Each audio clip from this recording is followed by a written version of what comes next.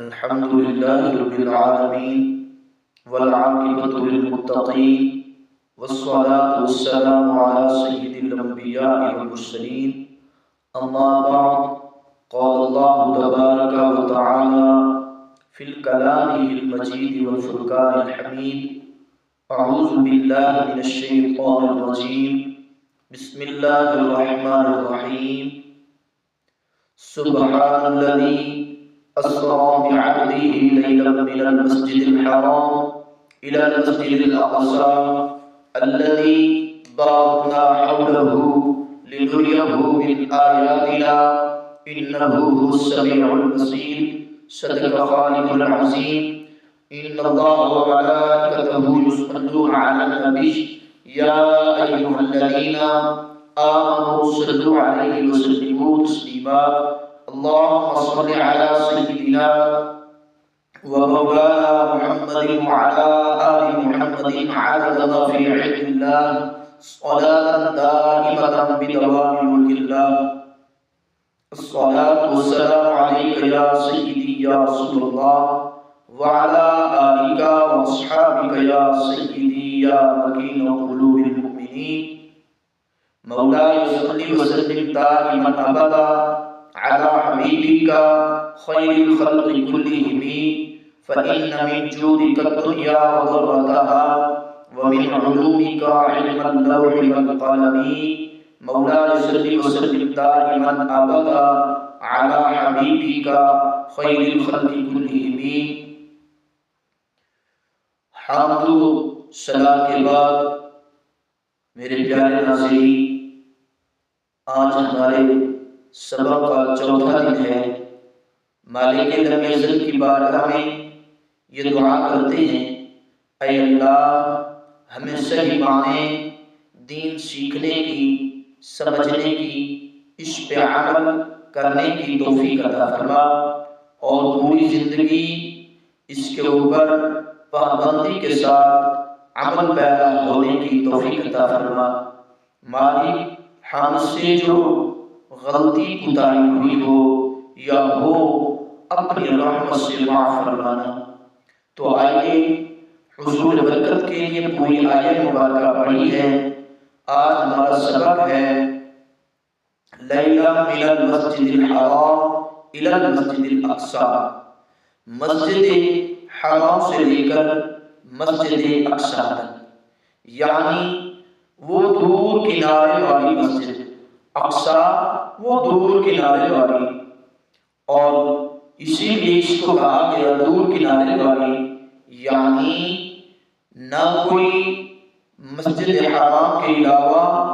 اور مسجد اقصی کے علاوہ نہ کوئی دور مسجد تھی نہ درمیان میں تھی، یعنی مکہ پاک سے لے کر اور جناب بیت المقدس تک درمیان میں بیچ میں کوئی اور مسجد نہ تھی، نہ کوئی آگے پیچھے کہیں اور مسجد تھی۔ اسی لیے فرمایا گیا وہ دور کنارے والی مسجد۔ مسجد حرام سے ابتدا ہوتی ہے معراج شریف کی۔ تو پہلی بات یہ ہے، یہ معراج رات کو ہوا تھا، اس کے اندر میں نے پہلے بھی عرض کیا بے شمار حکمتیں ہیں۔ ابھی ایک بات ذہن میں آئی ہے کہ میرے رات کی کمال حکمتیں ہیں کہ معراج رات کو اسی لیے ہوئی کہ صدیق اور زندیق کا فرق معلوم ہو جائے، دنیا کو پتہ چل جائے کہ جو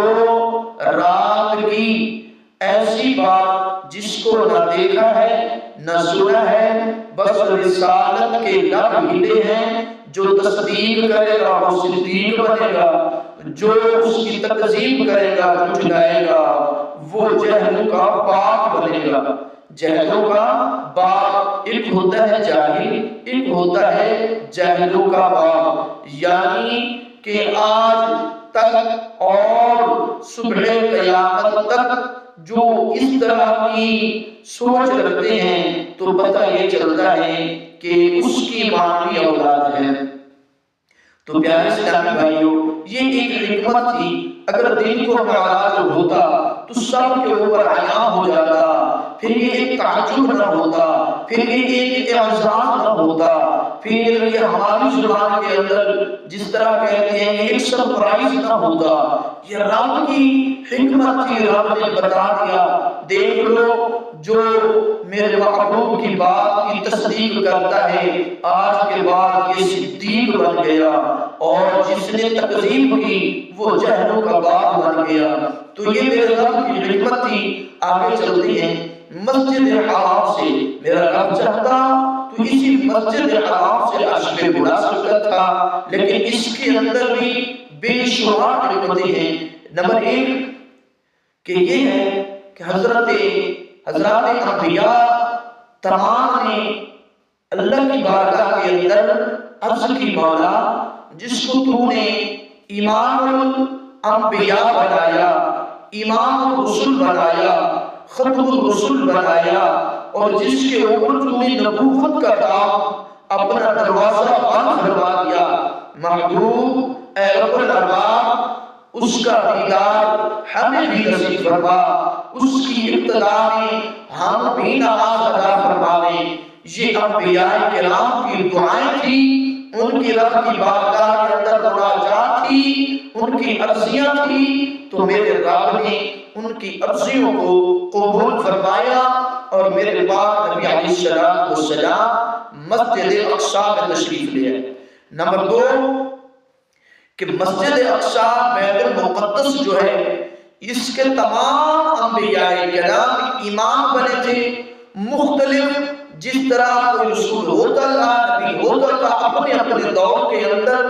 تو یعنی کہ یہ سابقہ امام بنے ہوئے تھے۔ تو بیت المقدس جو تھا اس کی شان بھی بہت بلند تھی، تو لیکن لوگوں نے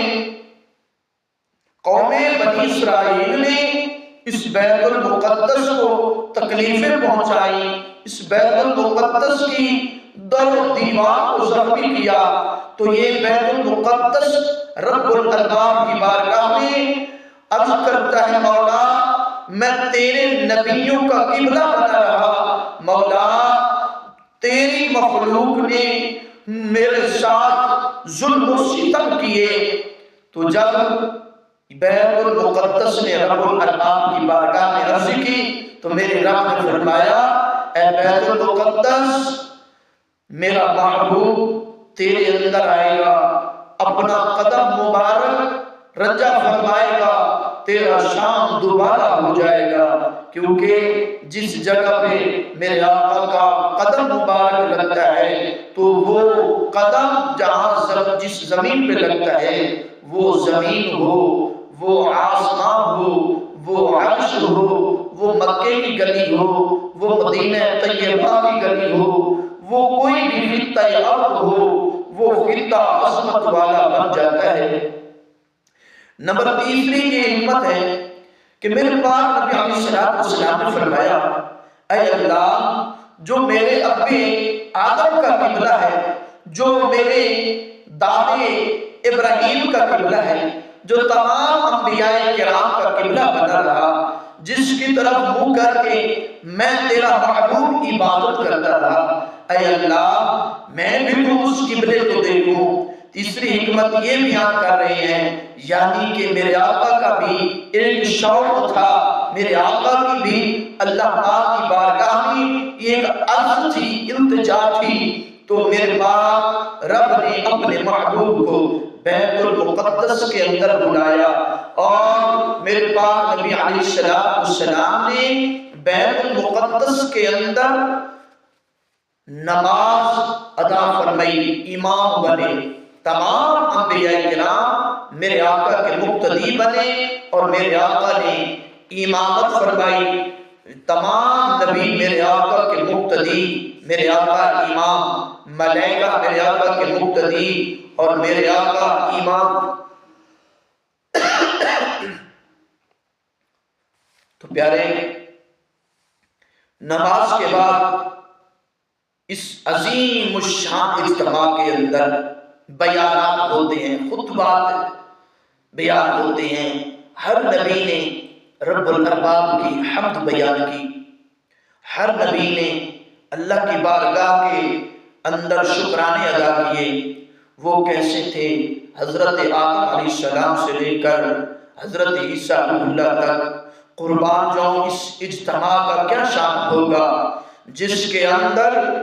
رب کی کائنات کے چنے ہوئے موتی جمع ہیں، رب کی کائنات کے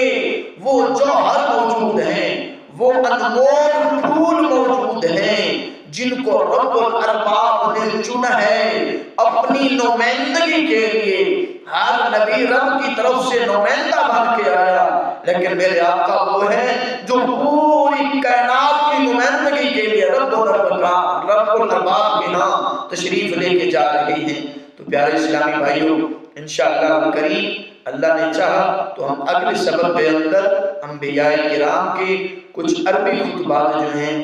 وہ